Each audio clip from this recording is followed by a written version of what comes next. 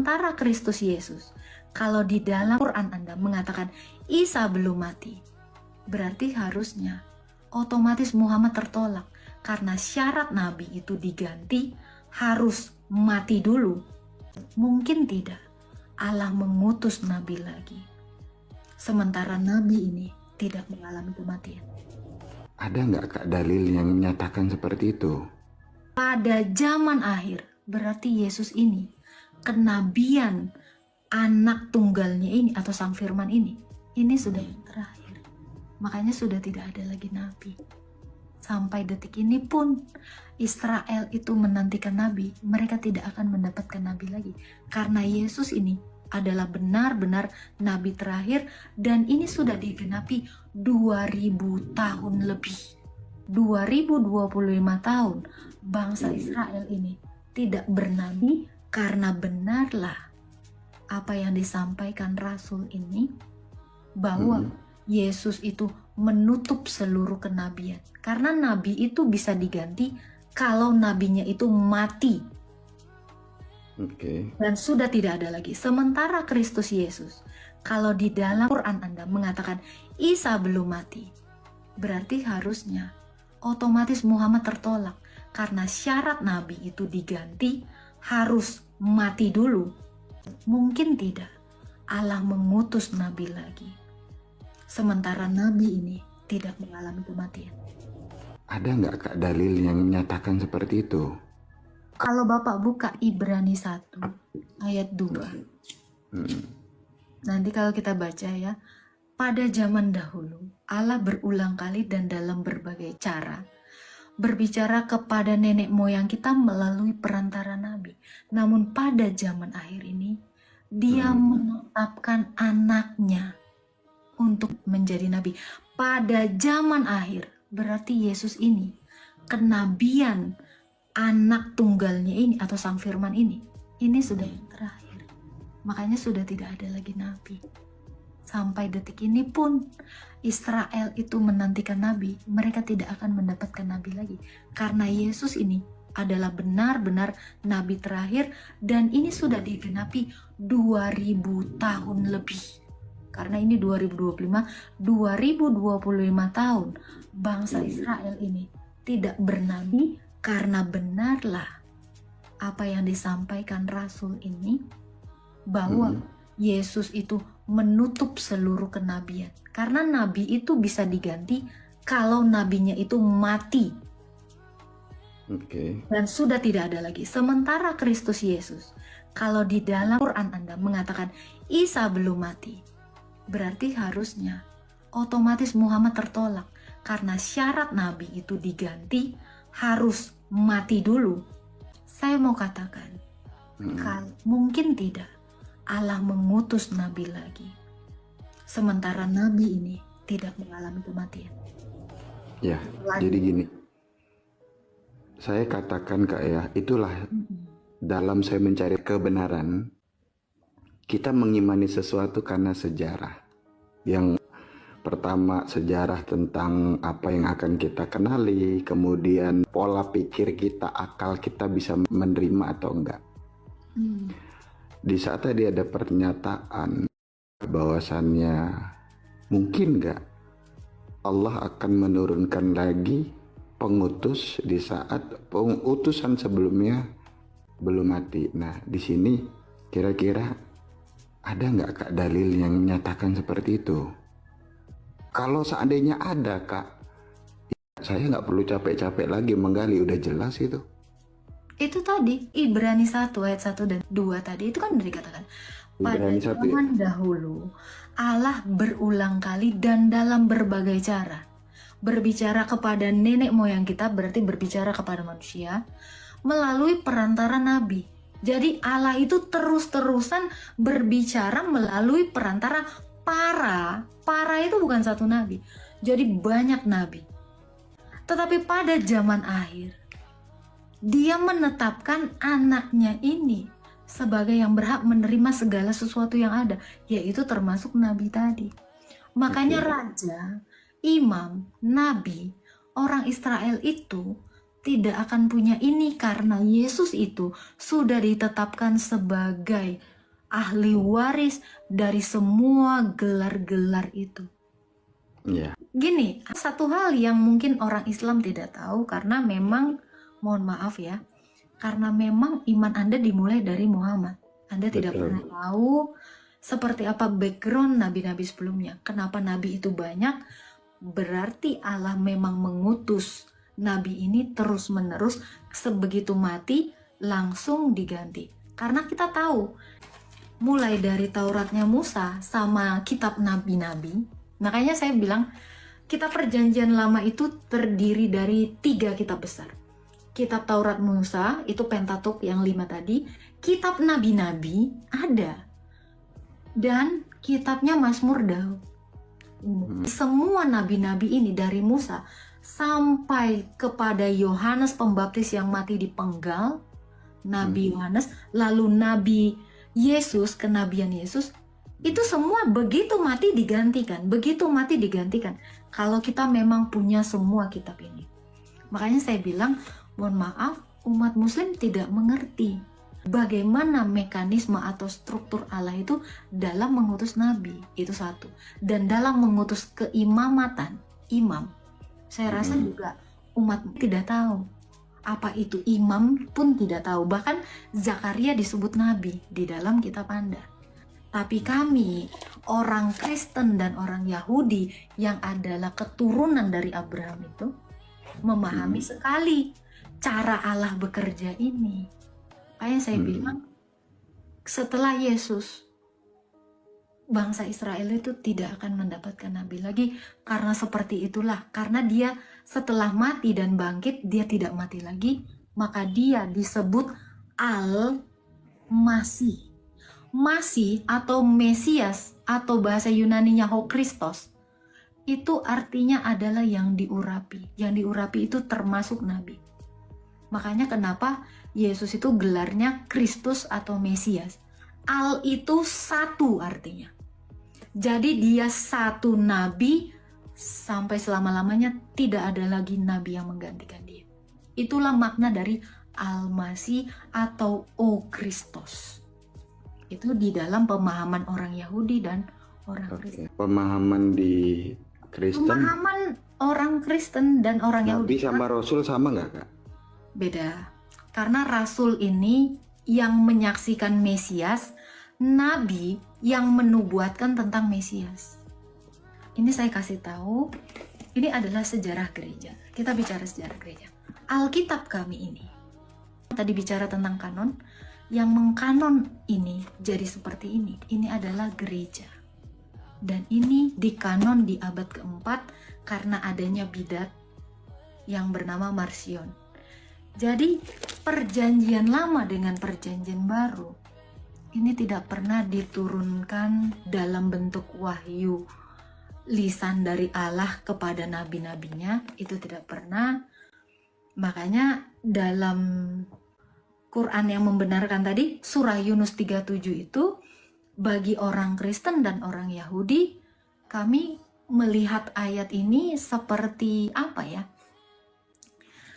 Karena Alkitab kami ini gereja yang mengkanonnya. Bahkan Injil Isa, tadi saya sudah katakan, Yesus kami itu tidak pernah bawa kitab. Mungkin saya curiganya, karena saya kebetulan orang Ortodoks, ikon seperti ini, Yesus memegang ini bukan dia dapat Injil, bukan Injil Isa. Tetapi kalau Anda lihat ikon ini di Hagia Sophia, yang adalah gereja di akhir abad keempat, yang dibuat oleh Kaisar Konstantin, namanya Hagia Sophia. Sekarang ini yang di Turki, tahu nggak Hagia Sophia? Itu Sekarang jadi masjid sekarang. Iya. Sekarang jadi masjid. Yang sekarang jadi masjid atau jadi museum, saya tidak tahu. Ini adalah ikon yang sama yang di sana. Kalau Anda mungkin ada waktu jalan-jalan ke sana, saya curiganya orang-orang yang waktu menjajah orang Turki itu adalah kerajaan Kristen. Semuanya dulu Kristen. Sebelum dibantai sama Sultan Mehmed II, itu adalah kerajaan Kristen, Konstantinopel. Ini ada ikon ini di dalam setiap gereja orang Kristen. Dan mungkin penjajah ini salah paham tentang ini sehingga menduga Isa bawa Injil. Ini kecurigaan saya, tapi mohon maaf kalau salah nanti benar. Ini hanya kecurigaan. Sebenarnya kenapa Rasul Lukas melukiskan ini? Ini adalah nama daftar orang-orang yang ditulis. Ini di dalam kitab Wahyu ada, makanya dilukiskan seperti ini untuk menjelaskan bahwa orang yang akan diselamatkan itu ada di dalam kitab kehidupan. Ini kitab kehidupan, bukan Injil. Itu. Makanya saya bilang Inspirasi kehidupan ya. bukan, itu adalah pembelajaran. Jadi dulu orang Kristen itu kalau mengajar itu dalam bentuk ikon. Ikon itu artinya gambar. Teologi dalam warna. Jadi orang Kristen itu dulu suka menggambar. Karena Yesus itu dikatakan adalah gambar Allah yang tidak kelihatan. Kolose 1 ayat 15. Saya curiga narasi ini pun didukung ketika konsili. Kami tahu ini di kanon abad keempat. Dan kalau di dalam surah Yunus 3:7 dikatakan membenarkan kitab sebelumnya, maka kami sebagai gereja mengatakan ini tidak pernah diturunkan wahyu seperti dalam peristiwa turunnya Quran. Betul. Tapi ini adalah gereja yang membukukan atau mengkanonkan ini supaya menentang bidat-bidat yang mengajarkan ajaran sesat kepada Kristen. Ini produk gereja, ini tradisi suci gereja. Jadi kalau ada narasi membenarkan kitab sebelumnya, mohon maaf, Yesus tidak membawa Injil atau Isa tidak membawa Injil, karena orang Kristen di Syria sana memanggil Yesus itu Isa atau Isu. Isa itu tidak pernah membawa Injil, tetapi dia adalah sang Injil itu. Makanya saya bilang, mungkin ini kecurigaan saya, tidak pernah tahu bahwa gereja kami melakukan konsili sehingga terbentuklah ini. Nah, Kitab sabar, menarik Musa, ini Kak. Mazmur Daud, kitab nabi-nabi, dan kitab perjanjian baru. Oke, menarik nih Kak, biar teman-teman di bawah juga tahu. Kalau teman-teman di bawah udah pada tahu ini. Ini belum, karena saya melihat dari bahasa-bahasa mereka ini lucu-lucu sampai konsentrasi saya pecah dengan orang-orang yang sangat luar biasa pintar di bawah ini. Jadi tentunya tadi Kak Agatha bilang Yesus itu berbeda dengan Isa. Nah tadi mengatakan bahwasanya Isa seperti apa tadi? Katanya beda antara Nabi Isa kami dengan Quran sama Yesus. Tapi kenapa tadi sempat muncul kata Isa, itu gimana ceritanya Kak? Ada keterangan sini Yesus bukan Isa katanya. Ya, karena Isa yang di dalam Quran itu kan tidak pernah disalib. Tapi Ya, betul. Isa atau Iso yang dipahami oleh Kristen Arab dan Kristen Syria itu Ya. mereka karena ada fonetik korespondensi, fonem setiap bangsa itu kan beda. Orang Arab tuh biasa Allah, kalau di Indonesia kan Allah, karena ada pergeseran antara alif lam lam ha itu dengan fonem atau pelafalannya. Demikian orang-orang rumpun semetik, orang-orang yang di semenanjung Arab yang Kristen itu juga memanggil Iosos itu sebagai Iso atau Isa. Makanya saya bilang Isa yang dipahami orang Kristen itu adalah Isa yang mati, bangkit pada hari yang ketiga yaitu hari Minggu. Itulah yang kami imani sebagai Allah dan Tuhan. Kata Isa ini sendiri di Arab itu tidak ada justru. Kenapa? Karena Kristen Arab memanggil Yesus itu Yasu, Yes. bukan Isa. Justru kata Isa itu dari Kristen Syria dan Kristen-Kristen Koptik yang ada di Alexandria sana. Makanya saya bilang, kalian dapat Isa ini dari mana? Karena orang Kristen Arab memanggil Yesus itu Yasu. Tetapi yang paling dekat ini adalah sekte Nasrani atau Ebionit yang memanggil Yesus ini sebagai Isu. Mungkin terpengaruh sama sekte dari Ebionit atau Nasrani ini. Tapi kalau orang Kristen Arab itu tidak pernah memanggil Yesus itu sebagai Isa, tapi Yasu. Adapun Nabi Muhammad itu ada nubuatnya di Injil. nubuat tentang Nabi ini bagaimana menurut kakak di Yohanes ya? Yohanes 14. Yohanes 14? Enggak, saya tanya, saya hanya nebak, Bapak yang mana? Seorang penolong akan kuutus itu. Betul, betul. Tolong jelaskan itu. Siapa tahu salah saya dalam memahami, Kak. Tolong jelaskan itu. Enggak, yang Bapak katakan ini nubuat Nabi Muhammad ya? Untuk Nabi Muhammad dari Nabi Isa Al-Masih ya. Coba Bapak baca di dalam Yohanes 14 ayat 16 dan 17. Oke. Mm-mm.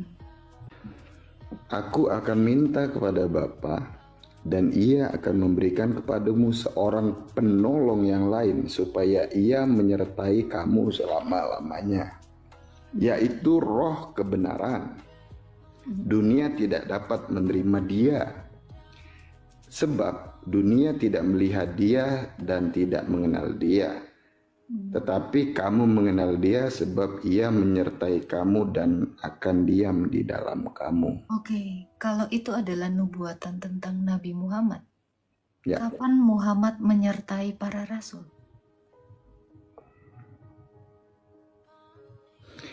Dan dikatakan dia tidak bisa dilihat. Dunia tidak mengenalnya. Tetapi kenapa? Dunia mengenalnya dan dia terlihat. Mungkin tidak. Kalau ini nubuatan Nabi Muhammad di abad ke-7, kapan hari Muhammad menyertai para rasul? Karena yang dimaksud Yesus ini adalah menyertai para rasul. kakak, dalam pemahaman kami dalam Islam, agama berserah diri ini untuk semua umat. Mm-mm. Jadi kami saat ini tidak hidup di zaman Nabi Muhammad. Yang saya tanyakan nubuat ini tadi. Ya, Mungkin tidak. nubuat itu. Iya. Jadi pemahaman saya, bukan yang lain. Ini pemahaman saya tentang nubuat ini. Ini di saat saya membaca ini, memang saya Mungkin karena sudah Bapak tergesa-gesa, padahal kalau Bapak membaca sendiri dan menelisik sendiri, dikatakan roh. Apakah Muhammad bentuk roh? Apakah tidak. Muhammad ini ada di zamannya para rasul? Nah, ini kan sebenarnya tanpa guru pun kalau kita mau berpikir dan menelaah, ini tentu bukan yang dimaksud adalah Muhammad. Teman-teman di bawah tuh dengerin penjelasan dari Kak Agatha. Wow, keren penjelasannya. Upload saya buat dia. Daripada buat teman-teman yang lain tapping-tapping nggak berguna. Padahal ini untuk kita semua. Adapun pertanyaan yang saya lontarkan ke Kak Agatha, adapun pertanyaan yang Kak Agatha lontarkan ke saya, itu ilmu semua yang harus kalian pahami. Jangan seolah kalian merasa benar, guys. Belum tentu kalian bisa seperti kami. Kalau nggak naik, ayo ngobrol sama kami di sini. Kalau emang kalian sudah merasa pintar semua.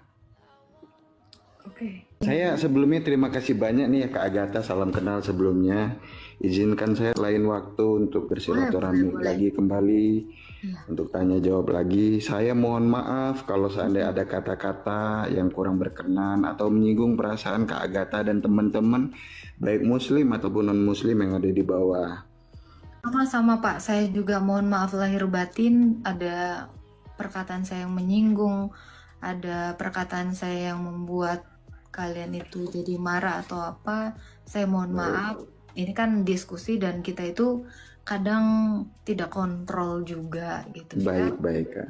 Jadi teman-teman yang di bawah juga ya, thank you. Ya, kami mohon maaf ya buat Semuanya kaum thank you. muslim. Saya ucapkan assalamualaikum warahmatullahi wabarakatuh, dan buat Kak Agatha non muslim